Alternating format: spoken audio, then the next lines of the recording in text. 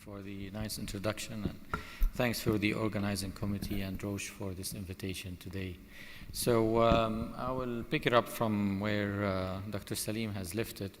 So this is the patient that we've discussed. I just want to bring to your attention that this patient with immunohistochemical staining algorithm, she would have been ABC subtype. The intention here is to discuss with the new data of POLARIX. Well, first of all, this is supposedly an argument or counter argument.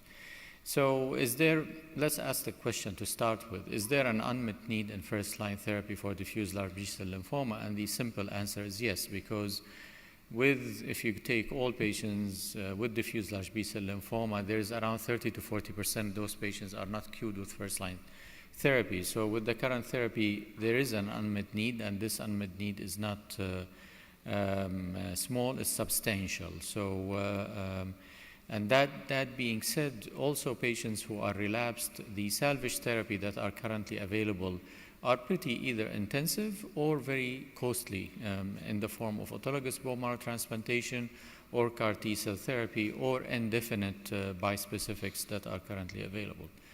As you know, because of this unmet need, many trials has been conducted over the years with different combinations, intensifications, addition of new immunological therapy, and unfortunately all of those has failed to meet their primary objectives. Now this brings us to this current trial. This current trial actually enrolled all patients without any concentration on any subtype. So they had early stage, advanced stage. The only exclusion criteria basically was patients with CNS positivity, but pretty much everybody else was included in the trial. And they were randomized between the traditional arm of R-CHOP chemotherapy 6+2 versus POLA R-CHIP without vincristine to again 6+2, with a primary objective of being progression-free survival. Now, Socrates once said, and he actually adopted this philosophical concept from an inscription. It's an old philosophical maxim in old Greece that's actually inscripted on the temple of Apollo in Delphi, which says, know thee self. So there's a whole philosophical school that calls knowing the self is actually an important key to wisdom. I think we miss that concept in medicine. We should have a similar concept in medicine called know the patient, because applying clinical data to patients requires knowing our patients first. So let's actually dig into the clinical trial and see what type of patients they enrolled in this trial. So what about age? 70% of those patients were actually elderly, above 60 years old, which is typical to your diffuse large B-cell lymphoma patients up front. But then again, as many other clinical trials do, the majority of those patients had good ECOG performance status of 0 to 1. The majority of the patients enrolled were from Western countries, although we don't know specifically the ethnicities of those patients, with around a third of them from Asia and the rest of the world. Now, this is in general a high-risk population with an IPI score of 3 to 5, representing around 60% of the patient population. Almost half of those patients, or around 40%, had bulky disease, and around 15% of them had bone marrow positivity, so which is all in our patient. The majority had advanced stage, although minority had early stage. And this is a counter argument that we will use later. So around 10% to 12% of those patients had stage 1 to 2 disease. Extranodal sites were pretty common, with almost half of the patients having 2 or more extranodal sites. ABC subtype was in a third of those patient population, like our patient, and they did allow enrollment of patients with double hit and triple hit, but although minority of those patients were enrolled, only 6 to 7%. So if we take a patient like this and give him this therapy, one important question would be, would that patient be able to tolerate And in that specific clinical trial, the majority of patients who were enrolled on the polar R-CHP actually were able to complete their therapy. 90% of them completed 6 cycles. And that's a little, marginally more than what the R-CHOP were. How about grade 3 to 4 adverse events? Half of those patients had grade 3 to 4 adverse events. And adverse events leading to dose reduction were only in around 10 to 12 or 13%. Febrile neutropenia, as expected, was more in the polar R-CHP arm, was 15% of those patients, or 14.3 having febrile neutropenia, and 8% on the R-CHOP. Now, in the trial, all patients were required to get G-CSF, all patients. It was not optional, it was a mandate. But prophylactic antibiotics and antiviral were left to the treating physician. So then another argument in our patient is diabetic, and this is very common occurrence in Saudi Arabia. How about peripheral neuropathy? Because this is a concern. Now, in the trial, actually, peripheral neuropathy was the main reason behind the dose reduction in the R-CHOP arm, because peripheral neuropathy was more common in the R-CHOP arm than in the polar R-CHP. And not only it was more common, it appeared earlier. So for these two reasons, that probably led to more dose reduction in the R-CHOP, although, as I said, it's marginally more dose reductions. So neuropathy is mostly actually grade 1 that occurred, and in the polar R-CHP, it occurred a little later, and they both disappeared within 2 to 3 months after completion of therapy. So the trial did meet its primary objective, which is progression-free survival with a hazard ratio of 0.73, an absolute difference of 6.5. So 76.7 at 2 years versus 70.2%. There were a total of 107 events on the polar R-CHP arm versus 134, and out of those, there's almost 20 deaths on each arm. This is the curves.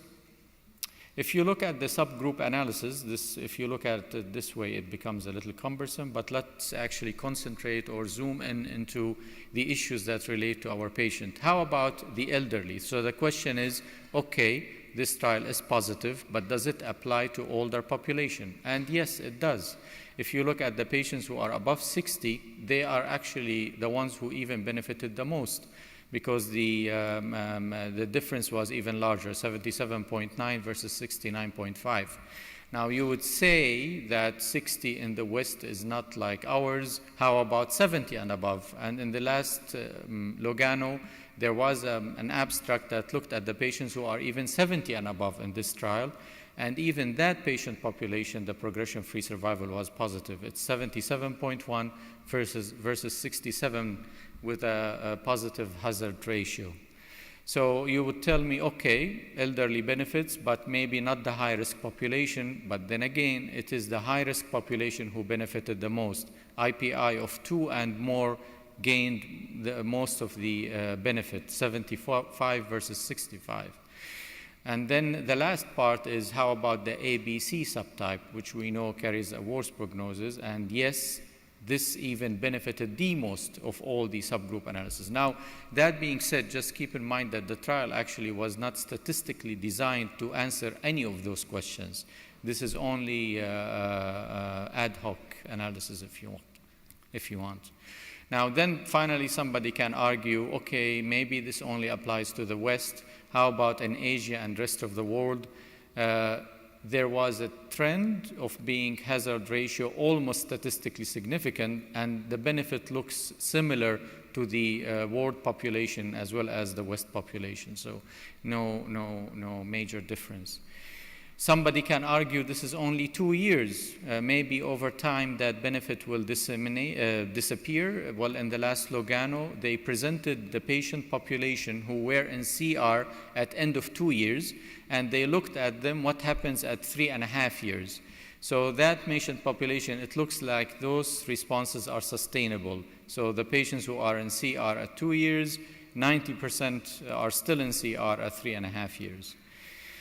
So what is the, like when you go and sign in the bank and tell you what's the fine prints, the question becomes, what are the fine prints here? First of all, you can argue there's no overall survival benefit. True, correct. But that being said, we have to ask ourselves what were the salvage therapy used.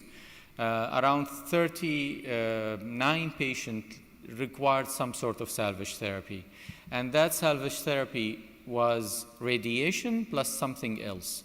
So patients did receive radiation, and you can argue maybe radiation only was required to salvage those patients. But if you look at the number of patients who also required systemic therapy, that number was still high. It was almost 30.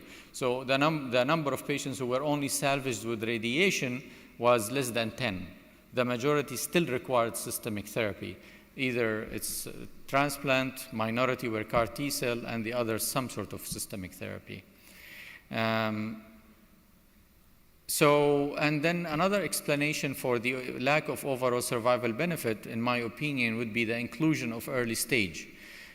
Even though the number was low, only 10% were early stage, but I think that patient population should not have been included in this trial to start with, because we know those patients probably even don't need 6 cycles of R-CHOP. So then the other counter argument is the issue of bulky disease. This patient had bulky disease, and in the trial, the group with bulky disease, even though it was around 40%, did not actually have statistical significant improvement with the polar R-CHOP. Now you can argue that this is because less patients on the polar R-CHOP arm received the pre-planned radiation. More patients on the R-CHOP arm received the pre-planned radiation, although the difference was only 2% absolute, but maybe it is part of the explanation. Counter argument number 3 is that patients with positive CNS would not have been included in this trial, and high-dose methotrexate was not allowed. So the CNS prophylaxis allowed here was only IT. But the absolute risk,